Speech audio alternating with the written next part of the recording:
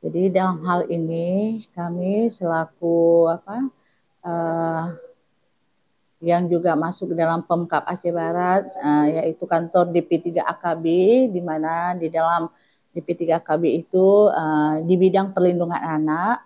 Jadi kita dalam menyikapi kejadian-kejadian kekerasan yang selama ini kita lihat semakin bertambah. Jadi kami selalu berkoordinasi. Kami melakukan upaya pendampingan, melakukan upaya visit home ke rumah korban.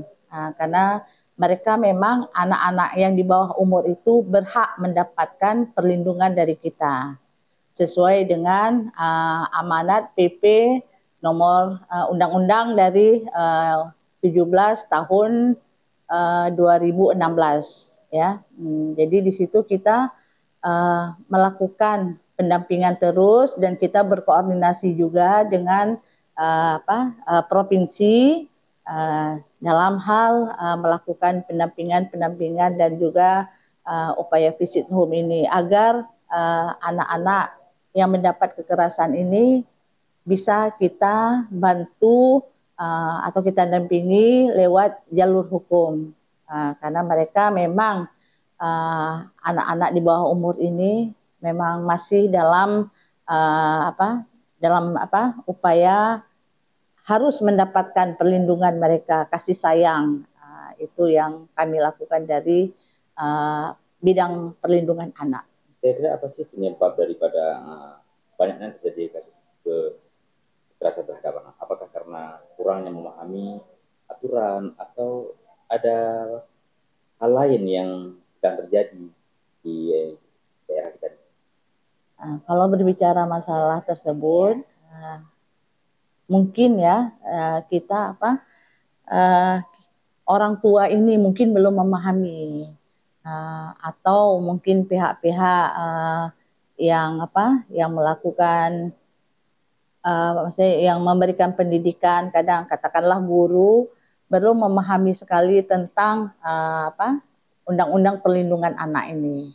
Jadi kami dari DP3 AKB ini khususnya bidang perlindungan anak, kita akan melakukan upaya untuk turun ke sekolah-sekolah untuk memberikan kegiatan KIE, yaitu kegiatan komunikasi, informasi, dan edukasi. Itu bisa kita berikan ke ibu-ibu gurunya, bisa kita berikan juga ke peserta didik sendiri, agar mereka memahami betapa pentingnya perlindungan anak ini. Wah, selama ini sudah pernah dilakukan atau program ke depan?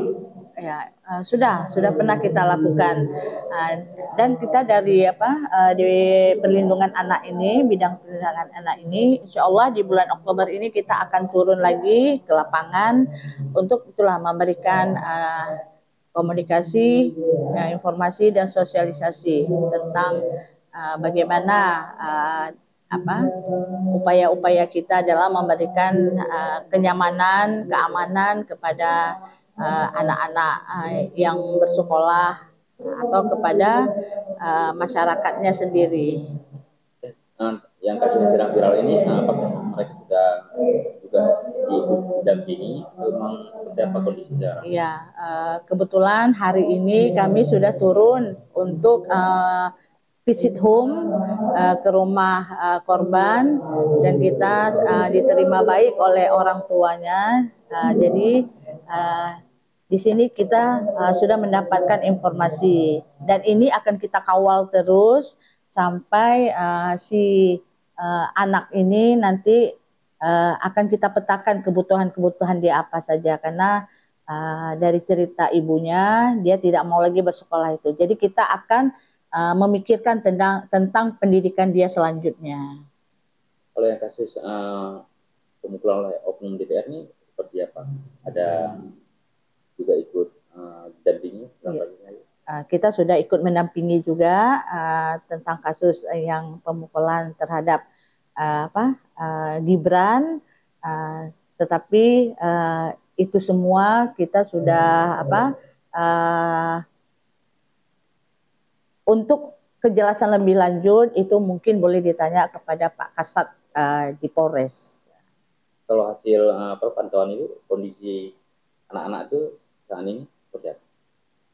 Ada mengalami trauma kan mereka? Kalau kita lihat seperti contoh yang si kasus yang santri ini, kita melihat dia sudah